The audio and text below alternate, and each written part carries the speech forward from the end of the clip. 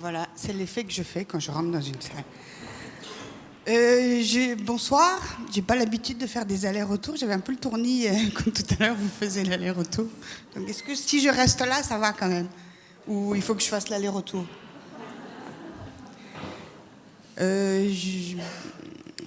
Ces messieurs ont raconté des choses tellement intelligentes que du coup je sais plus ce que je vais raconter. Quand j'ai accepté de venir ici, c'était un choix aussi, parce qu'il se trouve que j'ai rencontré Bruno dans d'autres vies. Je savais pas du tout, je connaissais pas Tribe, je savais pas où je venais, je savais qu'il me dit viens, parle, je dis ok. Donc je vais vous perturber un peu, en fait moi le choix je ne l'ai pas. Voilà, parfois on l'a pas le choix et on est obligé de faire des choses parce que c'est comme ça. Alors peut-être que vous allez le comprendre dans l'autre sens et qu'en fait c'est une notion de choix.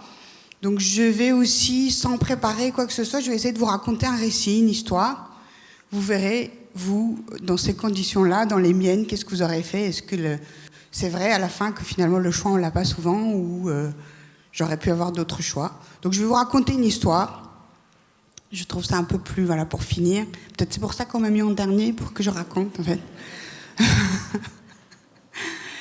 Alors moi, le choix, je ne l'ai pas eu, j'avais 11 ans.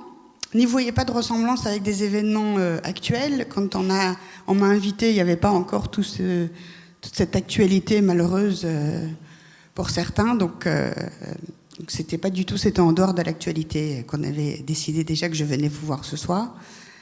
Donc j'ai 11 ans, je suis à Kaboul, à sang et à feu, avec l'invasion soviétique, dans une famille très bien, une des familles les plus privilégiées de ce pays. La 12e de 12 enfants.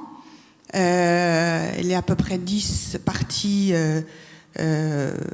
envoyées par une maman seule qui a perdu son mari, qui était un grand homme de ce pays, qui s'était consacré à son pays et qui est parti au ciel, en laissant 12 enfants. Et la mère a fait le choix à chaque fois de se séparer de chacun de ses enfants qui risquait sa vie dans ce pays, qui devaient ou combattre du côté des Russes pour tuer leurs frères afghans, ou combattre du côté de la résistance. Et donc, ça veut dire qu'ils étaient déjà morts d'avant. Donc, elle avait décidé de séparer tous ses enfants. Elle se retrouve dans cette belle maison de Kaboul entourée de rosiers, avec des tirs de roquettes, des bombardements. Ça faisait partie de notre quotidien, puisque je suis née dans la guerre.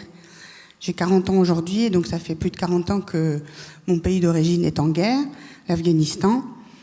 Et arrive sa petite dernière de l'école, toute fière, l'école qui à la base était un lycée français, inauguré par Pompidou en 68, mais qui était devenue une école russe par la force des choses, avec le sourire jusqu'aux oreilles pour lui annoncer qu'en fait elle a été sélectionnée à l'école, tellement elle récitait bien la propagande communiste. Elle a été sélectionnée pour faire partie de la jeunesse soviétique et partir sous forme de bourse, être élevée à Moscou par des familles russes. Et donc, elle en était très fière. Et donc là, cette maman, dans ce jardin, en dessous de ses rosiers, se dit, bon, ben voilà, maintenant il faut partir. Elle se retourne donc vers ma sœur, ma grande sœur, et dit, je pense que demain, nous devons quitter le pays, parce que se voir séparée de sa petite dernière, je pense qu'elle était... Voilà. Moi, je ne comprenais pas du tout. Alors là, pour moi, le choix était fait. J'ai été sélectionnée, j'étais la meilleure, celle qui chantait le mieux à l'école. Vive le communisme, le marxisme et le travail. Et comment ça se fait que... Bon, voilà. Le lendemain, on s'est retrouvés sur le chemin de la fuite vers le Pakistan, le pays voisin.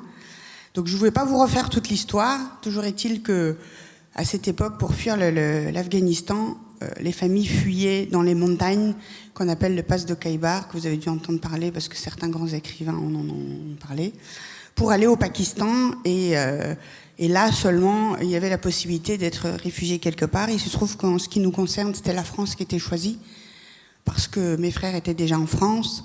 La plupart étaient boursiers du gouvernement français parce qu'ils étaient les meilleurs élèves de ce lycée français de Kaboul. Et donc, ils étaient déjà installés en France. Et donc, pour ma maman, elle partait avec sa petite fille, grâce à un passeur grassement payé, pour partir au Pakistan et de là, venir en France.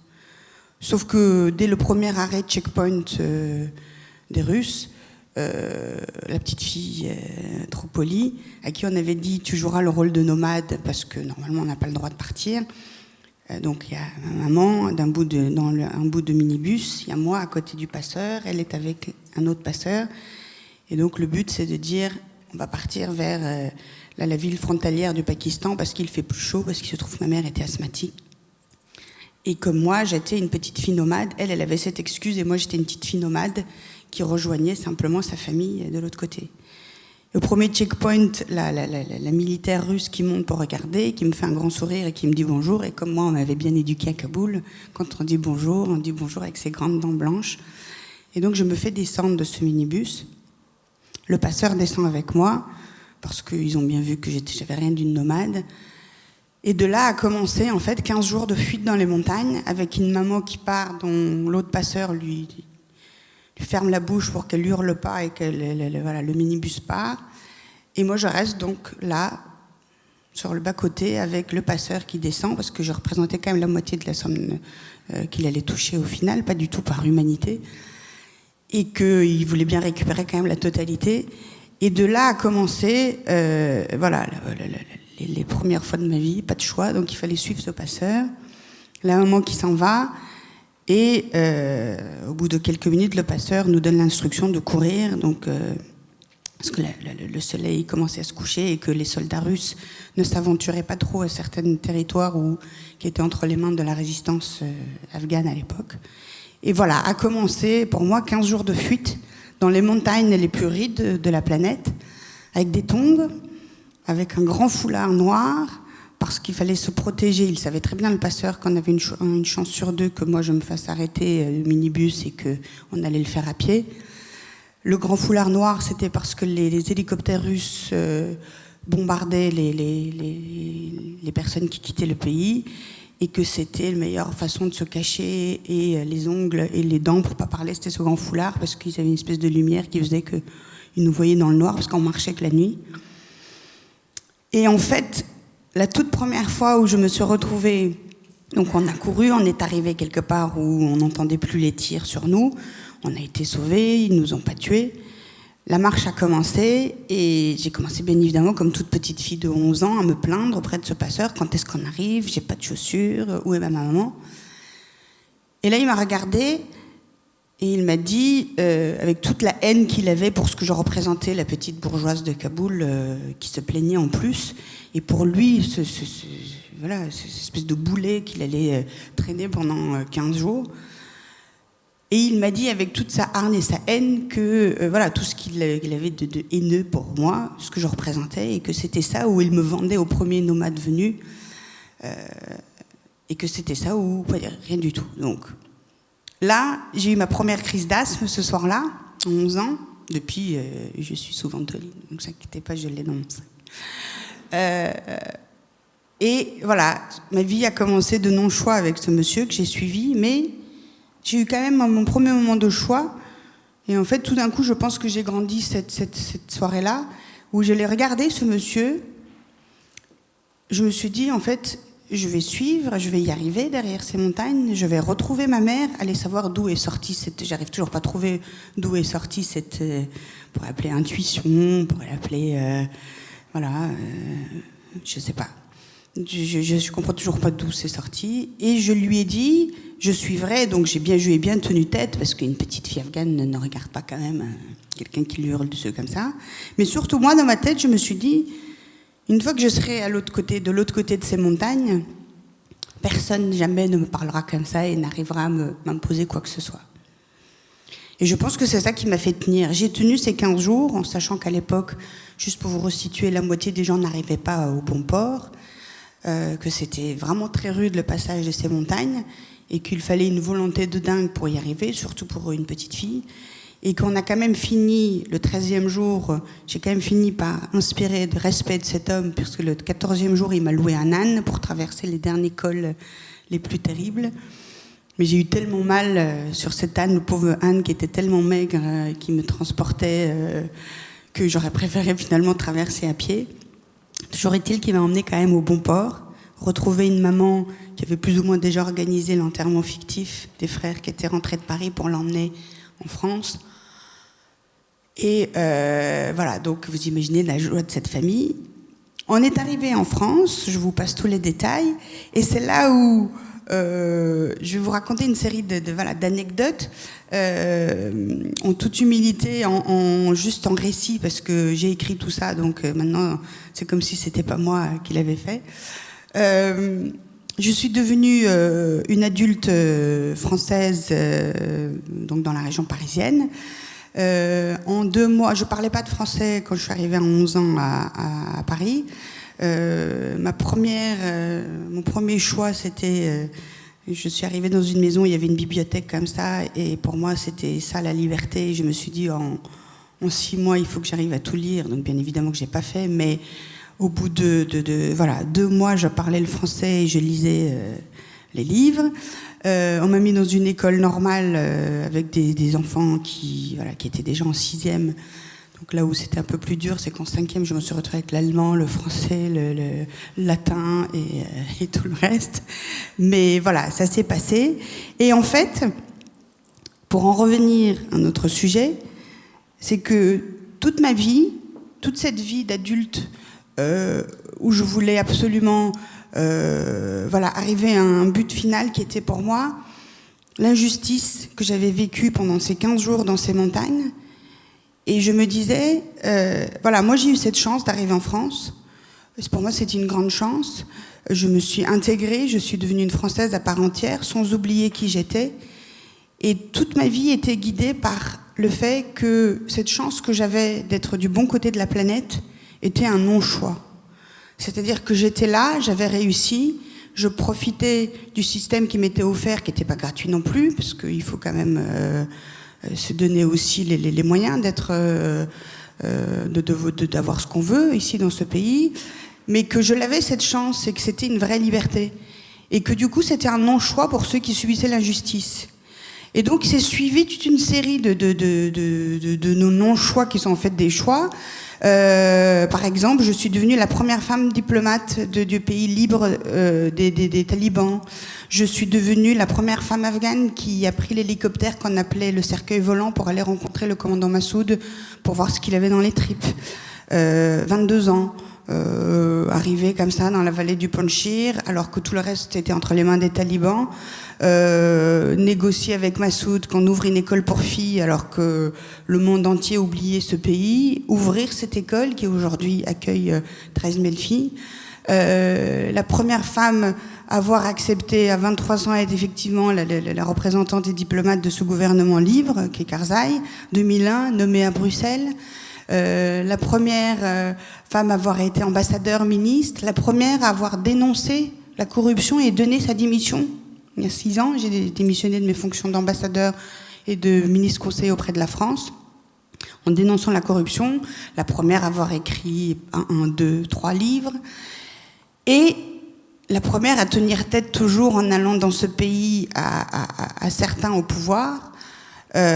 Toujours en le regardant, quand je vous raconte, on a l'impression qu'en fait je suis une héroïne, mais en fait je le suis pas. C'est-à-dire que quand je suis en face de ces choix, c'est le non-choix qui l'emporte. Et je ne rigole pas en disant ça. C'est-à-dire qu'il y a un moment où vous êtes face à des décisions et il n'y a pas de choix, il faut le faire. Oui, le seul choix que j'ai fait, c'est de faire un enfant. C'est formidable, j'adore ma fille. Où êtes-vous? Non, la vôtre n'est pas la plus belle, c'est la mienne. Oui, là, même à elle, je lui apprends le non-choix. C'est-à-dire que, voilà, on n'a pas le choix, il y a des choses, on le fait. Mais c'est ce non-choix qui est la liberté, en fait, qui est notre liberté. Alors après, on peut le nommer, on peut essayer de le rendre beaucoup plus théorique et parler de plein de choses. Par exemple, la peur.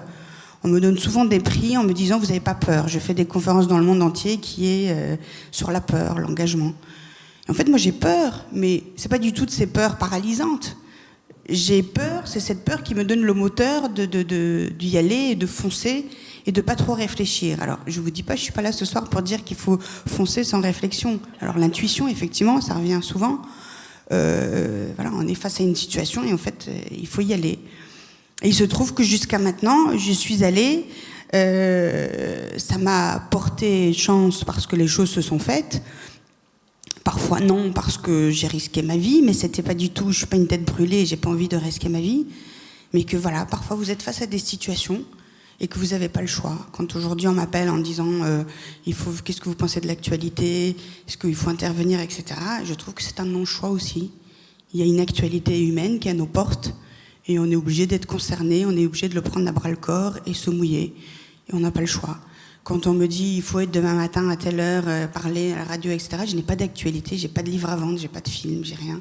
C'est un non-choix, j'y vais parce que je me dis peut-être que sur les 100 auditeurs, sur les 300, 4000, s'il y a une personne qui entend et que c'est dit si elle a réussi, elle l'a fait, je pourrais le faire, je me dis que j'ai gagné, donc c'est un non-choix. Laisser ma fille partir à l'autre bout du monde parce qu'on m'appelle pour parler voilà, des femmes, de la condition des femmes, de mon engagement, je le fais. Alors, il n'y a pas beaucoup de bénéfices pécuniaires, mais je le fais parce que c'est un non-choix et que je me dis qu'en face de moi, il y a peut-être 2-3 personnes qui seront changées à la fin de la discussion.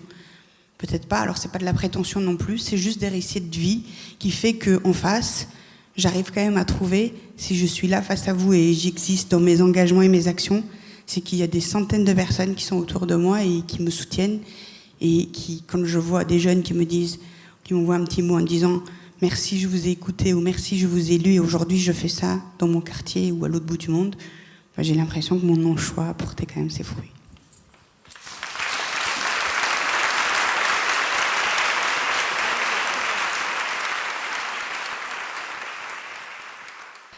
J'ai du mal à comprendre cette notion de non-choix, parce que tout ce que vous avez raconté, pour moi, c'est de l'engagement profond.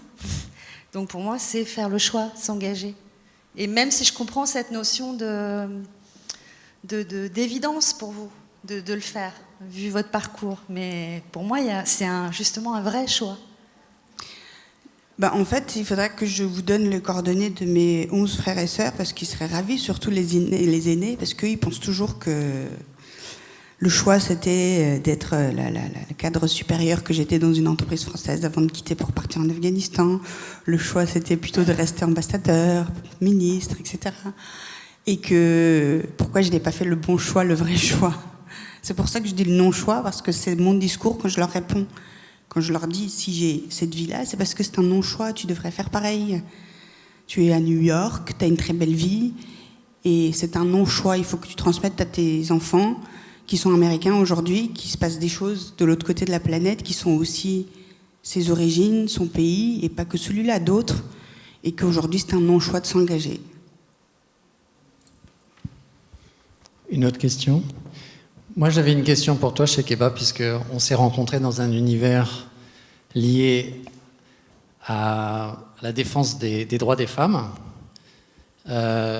S'il y a un choix qu'on n'a pas, c'est le genre dans lequel on est, du verbe naître.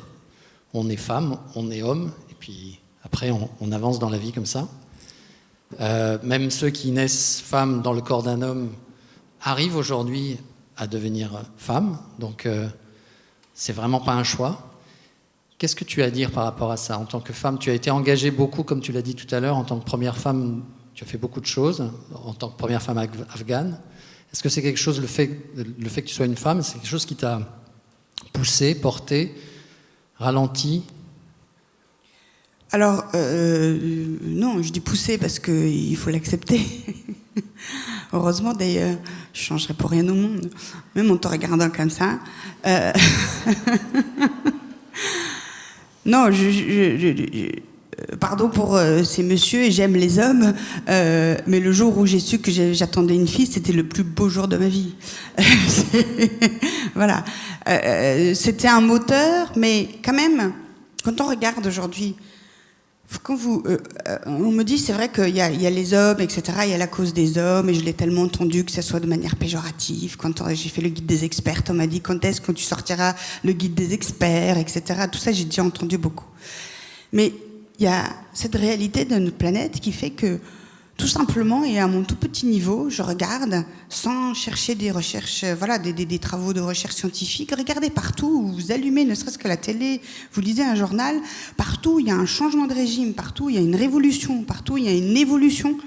La seule chose et la première chose qu'on s'attaque, c'est les femmes. Que ça soit une révolution culturelle, c'est les femmes auxquelles on s'attaque dans un pays, que ça soit une révolution politique, c'est les femmes. Et moi, ce qui m'a le plus perturbée, j'étais une jeune adulte française, militante certes, mais tranquille. Quand je suis rentrée dans cette vie politique qui était mon pays d'origine, et j'ai participé à une conversation qui m'a choquée, qui était, après 20 années d'invasion soviétique, le pays se libère. Nous sommes en 1992 en Afghanistan. Ceux qui se battaient contre les Russes sont arrivés au pouvoir. Et la première question qu'ils se posaient, c'était de savoir si la speakerine de la télé afghane allait porter un foulard là, là ou là. Ça faisait 20 ans que le pays était détruit, qu'il était vidé de tout son cerveau. Et c'était la première question qu'on se posait pour savoir comment allait être la speakerine de la télé nationale afghane. Et je pense, en discutant, en traversant un peu le monde, en discutant avec mes amies tunisiennes, mes amies libyennes, mes amis du monde entier, les Turcs, de partout, c'est vraiment la première cible. Dès qu'il y a un changement de régime, ce sont les femmes auxquelles on s'attaque. Et donc ça, c'était ma première claque qui fait que je me suis dit, voilà, il faut y aller. Et la deuxième claque, je l'ai eue au Davos. Il se trouve que par mes fonctions diplomatiques, j'étais invitée à Davos chaque année. Et il y a une année, dans un tout petit coin de salle, quelque part, on nous lisait un rapport sur la situation des femmes en Europe. Et la France était 127e sur 134 pour les inégalités salariales, pour le plafond de verre et tout ça. Et là, j'ai des amis au fond de la salle qui peuvent en témoigner, qui se battent pour ça. Et là, vous dites, ah bon, mais je croyais que j'étais que afghane et que c'était la cause des femmes afghanes les plus démunies de la planète. Et je suis française aussi, nous sommes 127e sur 134 pour les inégalités. Donc voilà, y a des réalités après qui font qu'on est obligé de prendre le choix de choisir ses causes, par contre. Et voilà. Et puis il y a aussi une chose toute simple, en fait, qu'on oublie. C'est pas qu'on oublie, c'est que quand on l'a pas vécu, c'est très difficile. Vous savez, je suis pas là du tout ce soir pour faire ni pleurer ni faire misérabiliste. La preuve, nous avons beaucoup d'amis français grands reporters qui appellent ça la folie afghane, c'est-à-dire que dans nos pires moments, nous les Afghans, on rigole et on pratique l'autodérision. Et c'est vraiment vrai, c'est-à-dire qu'au pire moment, vous les voyez sur le front, en train de tuer, etc. Il y a toujours quelqu'un qui fait une blague. Donc, je suis pas là pour faire du misérabilisme et je ne l'ai pas fait non plus ni à travers mes livres ni rien. Mais est-ce que vous êtes posé la question que par quelle justice ou le choix ou au nom de quoi on est né du bon côté de la planète et de mauvais? Moi, je suis du bon côté. Ma fille Mariam est née dans le 14e. J'ai un problème, j'appelle la pédiatre. J'ai un souci, j'appelle la nounou. Et juste parce qu'elle est née dans le 14e et non pas dans la vallée du Panchir. Merci. Merci, Chekeba.